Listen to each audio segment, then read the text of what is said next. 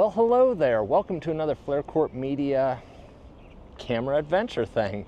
Today I am at the Omaha Henry Doorly Zoo because today's episode is all about how to take good wildlife shots at your local zoo.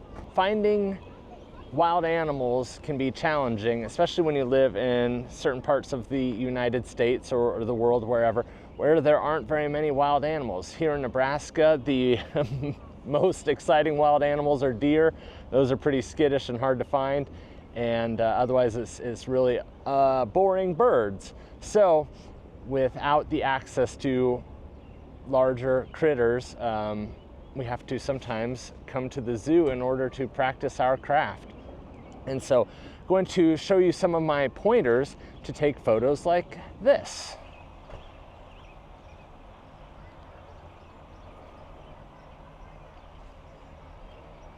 I'm also trying something brand new with this video. So I'm starting a Patreon and a subscription, YouTube subscription. You can sign up for either. And what that's going to give you is the ability to see behind the scenes, as well as sometimes longer videos. Not every video is going to have it, but videos that it makes sense to record something behind the scenes, kind of like a little vlog about how something is made, you will have access to that. And so this one is free, just to let you guys know what it's like. But if you want to sign up for future ones, click the link in the description down below, or click the little membership underneath this video. So what do I mean about taking wildlife photos at the zoo? Now obviously anyone can come and just take a photo at the zoo of an animal, but the point of this is to attempt to get a photo that looks like it was taken in the wild. Not just to point a camera at an animal in the zoo, see the bars, see the enclosure, see the habitat. There's nothing wrong with that. If you want to take photos of the zoo, that's great. Sell your zoo. But I want to take photos of animals that don't look like they're in the zoo. And so that's why I'm going to teach you today, as to how to have good luck at that. For instance, this okapi here is a good example. It's far away from the pen. If we zoom in, you can see there's not a whole lot behind it. Now it's facing the wrong way, unfortunately, but that would make for a good photo. You see it's isolated away from the exhibit and the fence and things like that. Assuming it was in bear pose, we could take a photo of that, and with just a little Photoshop manipulation, we can get rid of those fence posts back there and have a photo of an animal that looks like it's in the wild. However, if we walk around the exhibit, you can see it's not as good of a photo because the fence behind it would be nearly impossible to get rid of in Photoshop.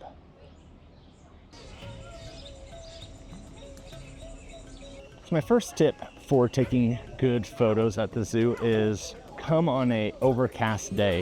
You can see it's cloudy above me right now.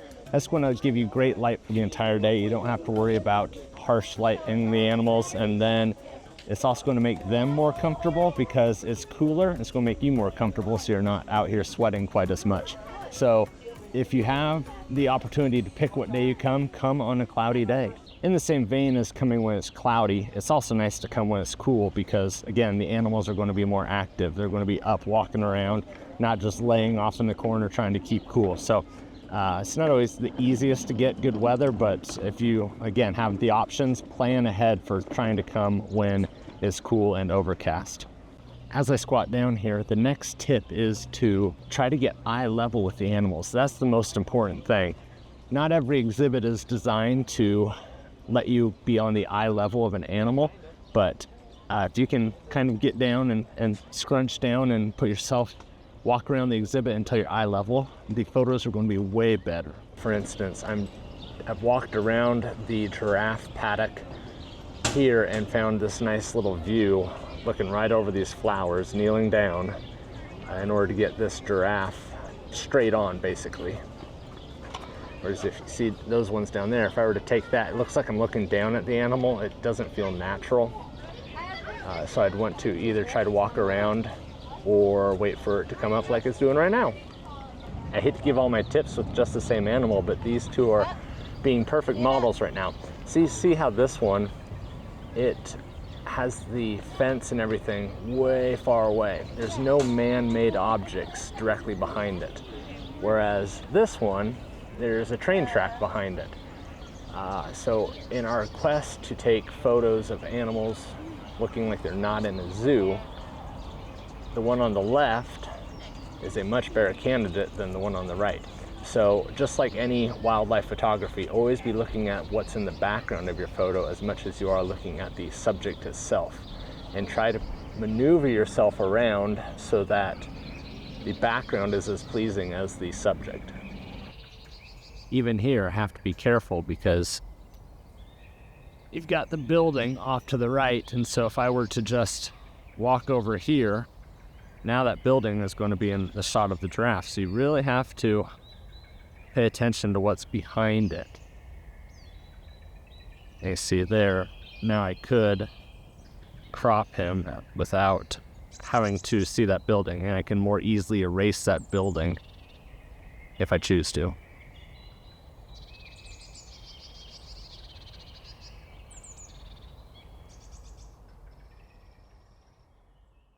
I've always struggled to photograph the elephants because they're so big, you can't get enough separation from their fence behind them to make it look natural. So that's my next tip, is you want to photograph the animals when they're far away from the fence. The further away they are from the fence, the more separation you can put between the animal and the fence, hopefully blurring out the background so it doesn't look like they're standing right in front of a fence. So up here is the location of one of my favorite photos I've ever taken. Doesn't look like much straight ahead there, but the rhinoceroses, one of them was standing right there where that little log is. One of the rhinoceroses' eyes were at my level. This camera is currently at eye level, and so it actually made for a fantastic shot straight on.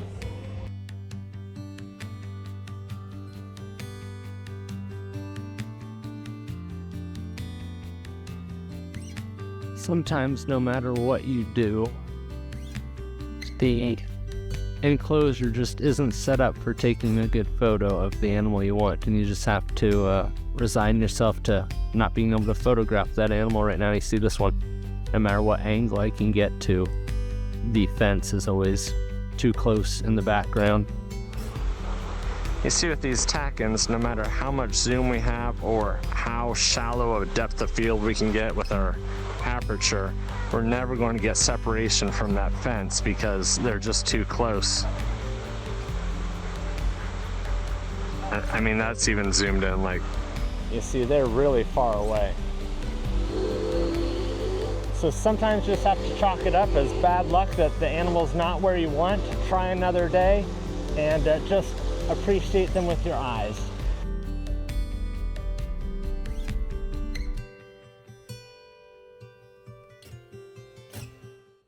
So in terms of focal length, what do you need in order to photograph at the zoo? Well, I've been walking around with a 105mm lens on here.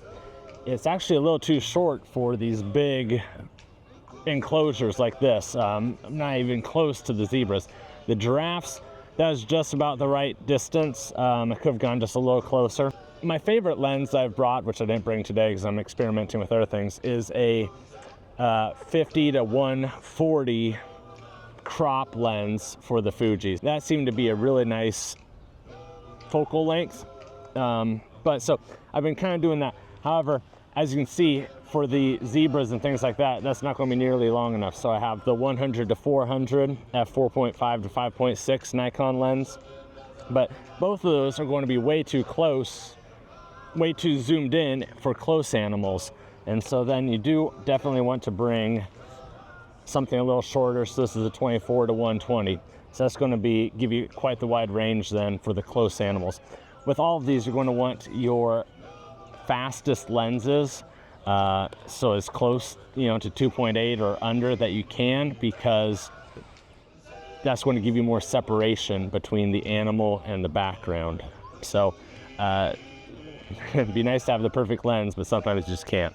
Of course, they've moved away, but for comparison, here's 100 millimeters. And there's 400 millimeters. So that's actually a pretty good length. If it was still kind of standing there, it would be filling half the frame at any rate. Let me throw in a 1.4 teleconverter, and there's close to 600 with the teleconverter.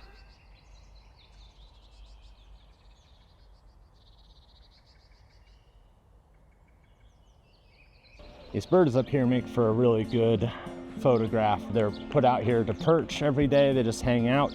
And so I want to use a long, my 400 focal length lens, so I can stand far away from all the crowds and everyone else. I can find something tall to stand on and get eye level with them, and then look at the background and take my shot. So right now I'm kind of looking up at the bird. I don't want that. I want to be more eye level. You can get some okay shots looking up at the bird. I've successfully done that in the past, but you can also see the background is pretty busy. So I want to find something where I'm kind of shooting through towards the trees. This bird may not be the best one. I might have to go with that macaw. So I'm going to look over this way to see if with a long lens I can get eye level and get a nice background shot, and that way I get lots of separation between the bird, the animal, and the background.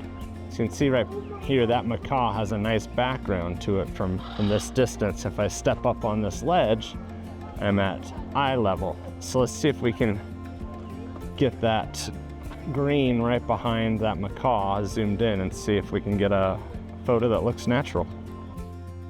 Sorry to switch to vertical video on you, but so you can see what I'm kind of dealing with here.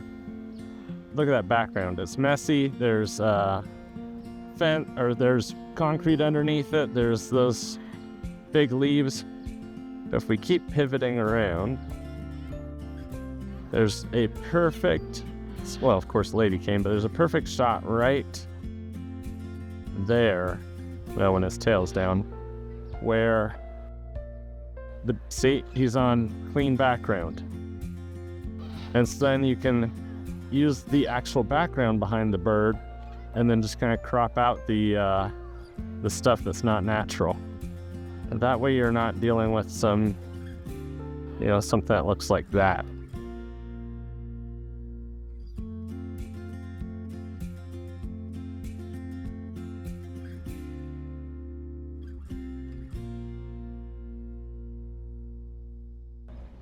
Unfortunately, the cheetahs are off exhibit, but I also got another one of my favorite photos I've ever taken of all time, right up there. And the way I did it was I watched the cheetah's behavior. I saw it was a cooler time of the day, and they were strutting around, walking the same path over and over again. They kept stopping kind of right up top there. You can see maybe where those people are behind me. There's a place to go up there and stand and look at them. So that put me at eye level with the cheetahs as they're walking around. So my next tip is try different times of the day, or ask the zookeepers when the animals are most active. So you can either wait around in the same visit and come back and view them, or come back another day during that time in order to see them. Because oftentimes you might come and the animal's just lounging around not doing anything. So by asking an expert or just checking the different times yourself, you can often find them more active than others. Yeah, so right through there, the cheetah was pacing. It stopped kind of on that little knoll, and that background is clean. And so I was able to just take the photo of the cheetah sitting up there.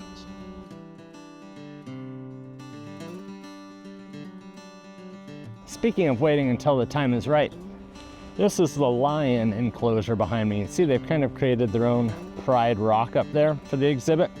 And it took me, I think, 6 visits, constantly checking, because I wanted to get a lion lounging right up there.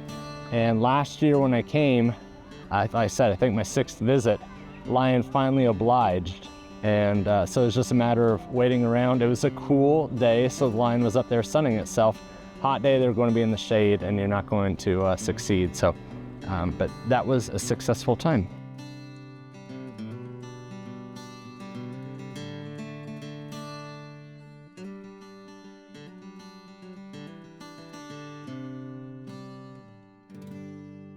Speaking of lying around in the heat, the temperature is climbing and the shade is coming out, so it's also the middle of the day. So Mr. Lion there with his manhood on display, I'll move that out of the way, is taking a snooze today. While at the zoo, you also don't have to just focus on the animals. You can also look around at the scenery. Like this bridge right here is actually really lovely, so I could take a landscape style portrait. Or you can look to see what flora, because lots of zoos also have beautiful flowers and plants around, so something else to keep your eye out for.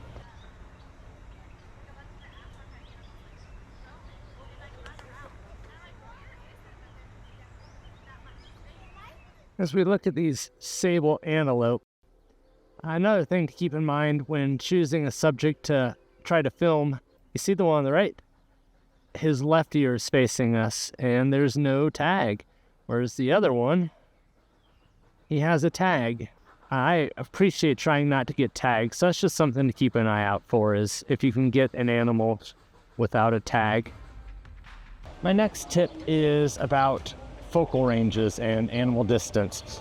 So by having the animal far away from the fence, if you use a long focal range, then you can essentially peer right through the fence without seeing it in your shot.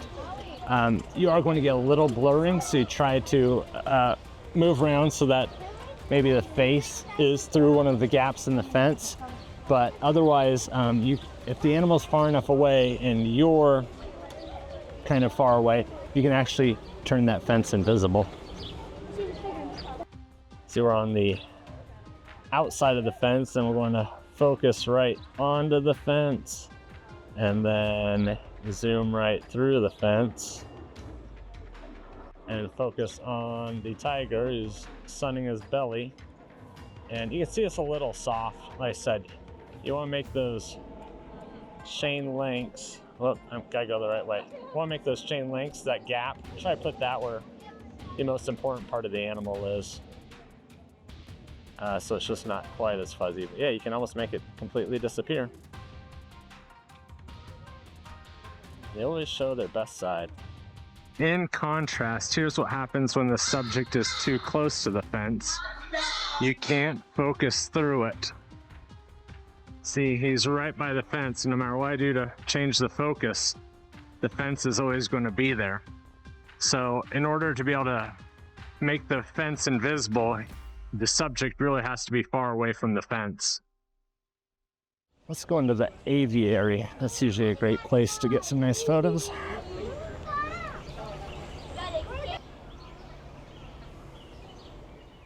So just like the animals in the cages, you need to be thinking about the same thing. Like, it could be easy to say, oh, there's some birds, but there's no separation between them and the background. So just like any standard wildlife photo, it's not going to look good. You need them to be isolated and distant from their background to make the bird or the animal pop and stand out. It turns a snapshot into a photo.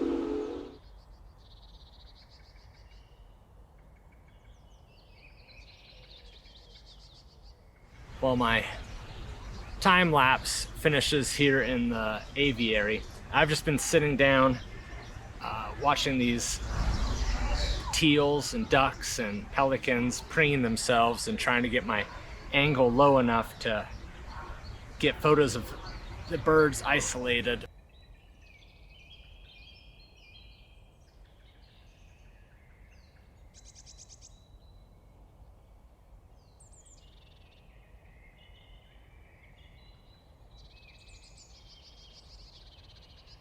Okay, my next advice is to dress like an idiot.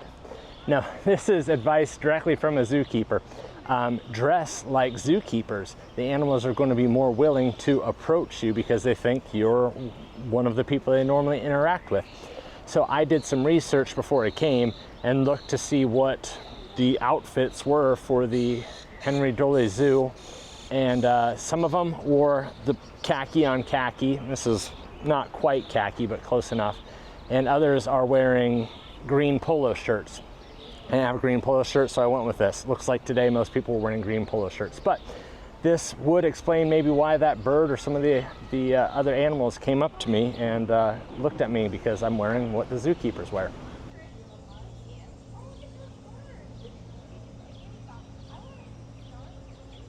Hi. When it comes to shooting through glass, the same advice as the fence pertains. The subject needs to be far enough away so you can shoot through the glass. So even if there are some smudges or something on it, then you're going to just shoot right through it. Also, just avoid glares. So walk around, make sure there's no shining glares, and shooting at an angle.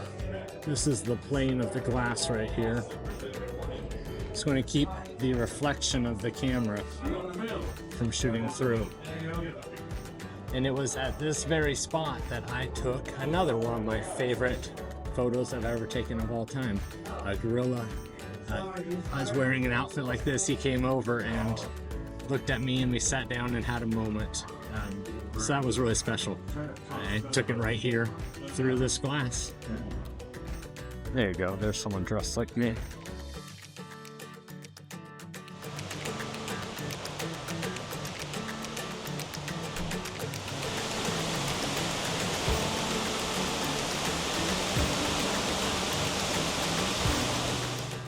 I'm going to adjust my advice for the lenses. I've been walking around with the 24-120 lens in the jungle, up with the close-up animals in the cages, and I just cannot really find a justification for 24 millimeters or anything. I just find myself continually going to 70 millimeters or 120. So my advice is 70, 75 millimeters is the minimum, and then obviously go up to 400 with a teleconverter, maybe a 600. That might be a little much. I won't bring just a 600 prime, because that would be you'd be rarely using it, but you know, something that can run the range. 100 to 400 is a really good distance. So like looking at these frogs here, they're really close right here, but they're so small. And anything that's big enough in these smaller cages that I wouldn't need to zoom, they're too close to the fence for me to get the separation I want to make it look natural.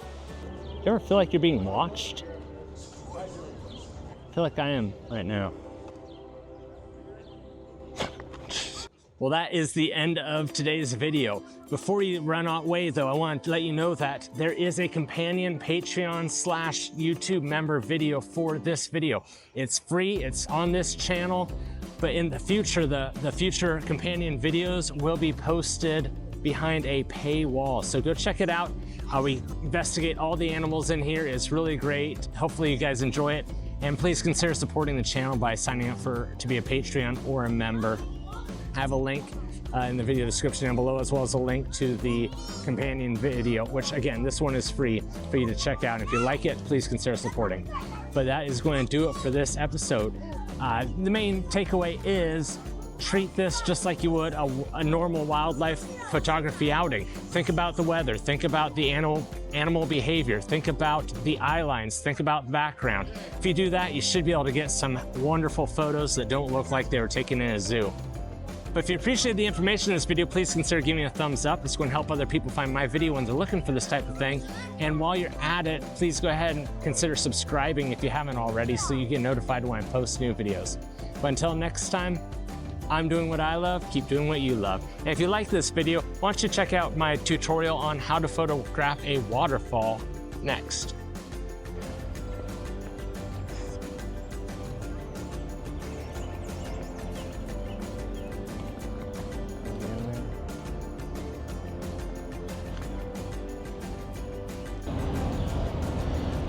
For instance, this okapi there, that is actually a pretty good exhibit.